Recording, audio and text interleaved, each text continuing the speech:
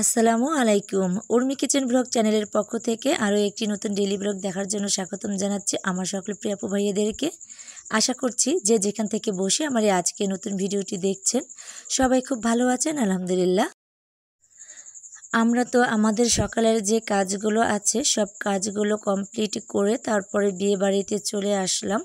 সকালের নাস্তা তো এখানেই করে নেব, তো সবাই দেখছি নাস্তা করে নিচ্ছে। আর সকালে নাস্তা রান্না করার পর দুপুরে রান্নাবান্নার আয়োজন চলছে। আর সালমা আমাদেরকে ফোন করেছিল যে মামি সকালে নাস্তা রেডি, গরম গরম খিচুড়ি না খেলে আবার ঠান্ডা হয়ে গেলে ভালো লাগবে না।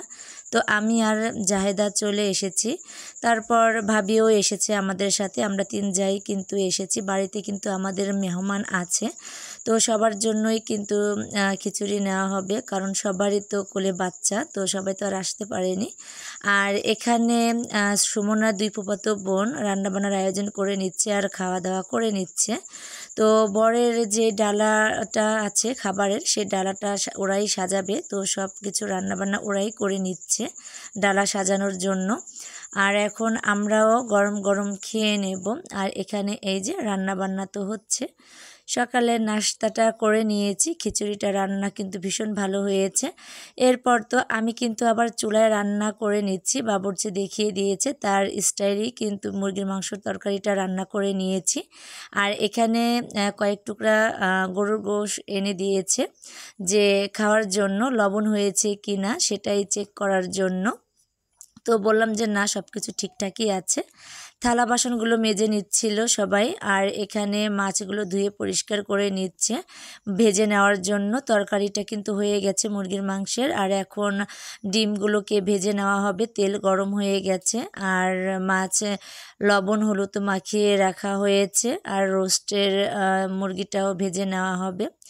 ডিমগুলো তো এই যে ভেজে নেওয়া হয়েছে, বড় এই হাতাটা করে তো আমি আর নাড়াচাড়া করতে পারছিলাম না, তো বাবুর্চি এসে এখন ডিমগুলোকে তুলে নিচ্ছিল।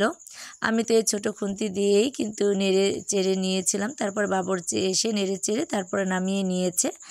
আর এখন এই যে মুরগির গুলো ভেজে নিচ্ছে, রোস্টের মুরগিগুলো। তো যেহেতু ছোট চুলা ছিল তো ভাজতে অসুবিধে হয়েছিল, যার কারণে পরবর্তীতে রান্না শেষ হয়ে যাওয়ার পর চুলায় নিয়ে গেছে, বড় চুলায়। আর এখানে শসা কেটে নিচ্ছে সালাদের জন্য। তো এই পাশে এসে তো দেখছি রান্নাবান্নাগুলো সব কমপ্লিট হয়ে গেছে, খাবারের হাঁড়িগুলো এখানে রেখে দিয়েছে। আর জাহেদা আর নাজমা ওরা সালাতের জন্য পেঁয়াজগুলো কেটে নিচ্ছিল। আর রান্নাবান্না টুকটাক কিছু বাকি আছে, রোস্টের যেই মুরগিগুলো ভেজে নিয়েছিলাম সেগুলোই কিন্তু রান্না করে নিচ্ছিল বাবুর্চি। ওই যে দেখুন বড় কড়াই কিন্তু বড় চুলাই দিয়েছে, ছোট চুলাই হচ্ছিল না দেখে, তো সেখানে তো রান্নাবান্না হচ্ছে। আর আমি আবার এখানে আসলাম যে বরের জায়গাটার কি অবস্থা। গতকালকে তো বৃষ্টি হয়ে স্টেজটা একদম ভিজে গেছে, তো ওরা সবাই আবার সকালবেলায় গুছিয়ে নিয়েছে। আর সুমনাকে গোসল করিয়ে নিয়ে এসেছে এখানে, ওকে বরণ করা হবে। আর সবাই আবির মেখে তো একদম অবস্থা কাহিল আমাকে দিতে এসেছিল, আমি তখন আবার রান্না করছিলাম, তো এই অংশটুকু আমি এসেছি কিন্তু আমাকে ওভাবে কেউ দিতে পারেনি, অল্প করে দিয়েছিল, কারণ আমার এমনিতেই রান্না করেছি প্রচুর ঘেমে যায়, আমার মানে কেমন যেন আনইজি ফিল হয়, তো যার কারণে আমি এগুলো নেই না। তো যাই হোক, এখন ওকে বরণ করা হবে। আর এখানে রান্নাবান্নাগুলো সব কমপ্লিট হয়ে গেছে, তো আমি এখন দেখিয়ে দেব সবাই কি কি রান্না করেছে। তো আমি একটু যখন ভিডিও করছিলাম তো বলছিল যে কাছ থেকে কি কি রান্না হয়েছে সেগুলো ভালো করে দেখান, তাহলে ভালো হবে। তো বললাম যে হ্যাঁ অবশ্যই দেখাবো, সবাইকেই দেখাবো। আর এখানে খান ক্যাটারার্স থেকে লোক এসেছে খাবার পরিবেশনের জন্য, তো ওনাদেরকে আগে খাবার দেওয়া হচ্ছে, ওনারা খেয়ে নিচ্ছে বর আসার আগেই। তো বর কিন্তু চলে এসেছে, রওনা দিয়ে দিয়েছে, যেহেতু ওর বিয়েটা খুব কাছেই হচ্ছে, তো আসতে বেশি একটা সময় লাগবে না। তো এখানে যে কী কী রান্নাবান্না করে নিয়েছে, গরুর মাংস, এখানে সাদা ভাত, তারপর নাভরা ডাল দিয়ে যে একটা নাভরা রান্না করা হয়, গরুর কলিজা ফ্যাপসা দিয়ে চর্বি দিয়ে সেগুলো দিয়েই রান্না করেছে। আর এখানে সাদা পোলাও আর পায়েস।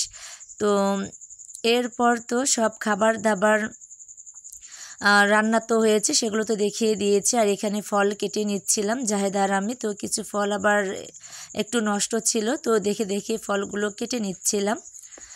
আর এদিক থেকে কিন্তু বরযাত্রীও চলে এসেছে, এই যে বরের গাড়ি তো চলে এসেছে। এদিক থেকে বরের খাবারের আয়োজন সব কিছু পরিপাটি করে গুছিয়ে নেওয়া হয়েছে। এখানে পিঠা আর ফল আছে, আর এখানে এই যে শুকনা খাবারগুলো আছে, রোস্ট, চিংড়ি মাছ, ডিম আর মাছ। আর এখানে সুমনাকে দুধ পানির মধ্যে হাতটাকে ভিজিয়ে রাখা হয়েছে, কারণ এতে করে নাকি বরের মাথা ঠান্ডা থাকবে, ওর বরের মাথা যেন ঠান্ডা থাকে, যার কারণে দুধ পানির মধ্যে ওর হাতটাকে ভিজিয়ে রাখা হয়েছে। গ্রামে আর কি এটা প্রচলিত এখনও।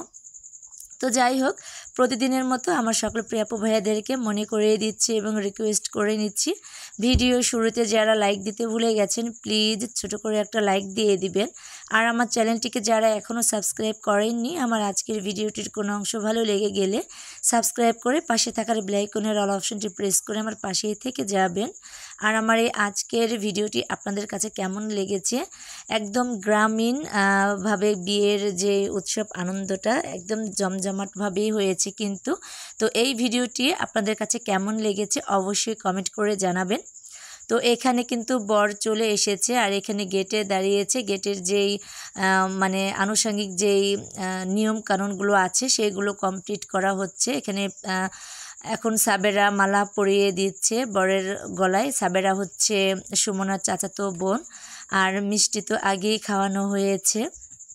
তো ও কিন্তু এই যে বরের গলায় মালা দিচ্ছে।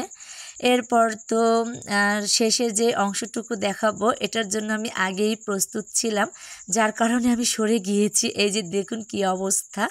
তো আমি আগেই কিন্তু বুঝতে পেরে সরে গিয়েছি, তাই আমি আর এগুলোর ভিতরে ছিলাম না। তো সবাই দেখেন কি অবস্থা। তো যাই হোক, এখন তো গেট থেকে বরকে ভিতরে প্রবেশ করানো হচ্ছে।